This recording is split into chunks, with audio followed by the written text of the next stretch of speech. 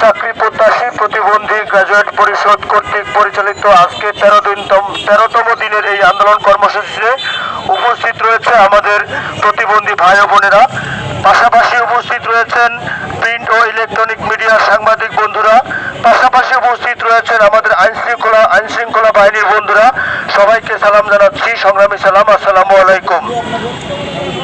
সংগ্রামী বন্ধুরা, আপনারা জানেন বিগত 13 দিন যাবৎ এই চাকরি প্রত্যাশী প্রতিবন্ধী গ্রাজুয়েট পরিষদ আন্দোলন কর্মসূচি পালন করে আসছে। আমরা চাকরির দাবিতে, কর্মসংস্থানের দাবিতে এবং কর্মে যোগদানের ক্ষেত্রে যে বাধা রয়েছে সেই বাধা নিরসনের দাবিতে আমরা বিগত 13 দিন যাবৎ ঢাকা বিশ্ববিদ্যালয়ের প্রাণকেন্দ্র রাজু ভাস্কর্যের পাদদেশে আমরা অবস্থান করছি।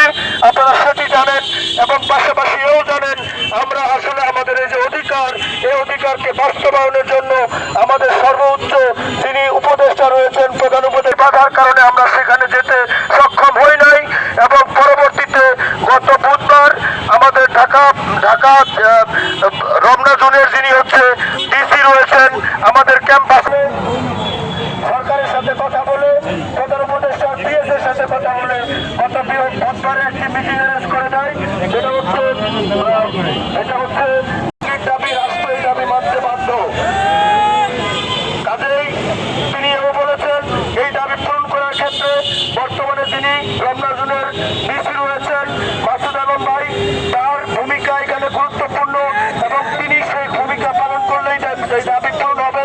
তাই আমরা এই সমাবেশ থেকে বলতে চাই, আমাদের যিনি রমনা জোনের ডিসি রয়েছেন, আমাদের পুলিশের আইনশৃঙ্খলা বাহিনীর যিনি রমনা জোনের অভিভাবক রয়েছেন মাসুদ আলম ভাই, তাকে আমি বলবো যে ভাই, আমরা হচ্ছে আপনার ভাই বোন, আমরা এখানে রাজপথে রয়েছি, আপনি প্রশাসনের সাথে কথা বলেন। আমরা গতকাল একটি কর্মসূচি দিয়েছি, যেখানে হচ্ছে আপনারা জানেন যে আগামী সোমবার দুপুর 2টা পর্যন্ত সরকারকে সময় দিয়েছি এবং আমাদের যে রমনা জোনের ডিসি মহোদয় রয়েছে তাকেও আমরা সময় দিয়েছি। এই 2টার মধ্যে এই দাবি পূরণের কার্যকরী পদক্ষেপ যদি সরকার না করে তাহলে আমরা আবার পুনরায় সেই যমুনা অভিমুখী যাত্রা করব, এটা আমরা ঘোষণা দিয়েছি। পাশাপাশি আমাদের আজকে যে আপনারা জানেন আমরা কিছুক্ষণ আগে ঢাকা বিশ্ববিদ্যালয় কেন্দ্রীয় ছাত্র সংসদ ডাকসুতে একটি প্রোগ্রামে ছিলাম। সেখানকার ভিপি এবং ঢাকা বিশ্ববিদ্যালয়ের যিনি হচ্ছে প্রক্টর, তাদের সাথে কথা হয়েছে। ঢাকা বিশ্ববিদ্যালয় থেকে রাষ্ট্রের সর্বোচ্চ পর্যায় পর্যন্ত এই ব্যাপারে কথা বলবে এবং ঢাকা বিশ্ববিদ্যালয় কেন্দ্রীয় ছাত্র সংসদ ডাকসুর ভিপি প্রধান উপদেষ্টার সাথে কথা বলবেন।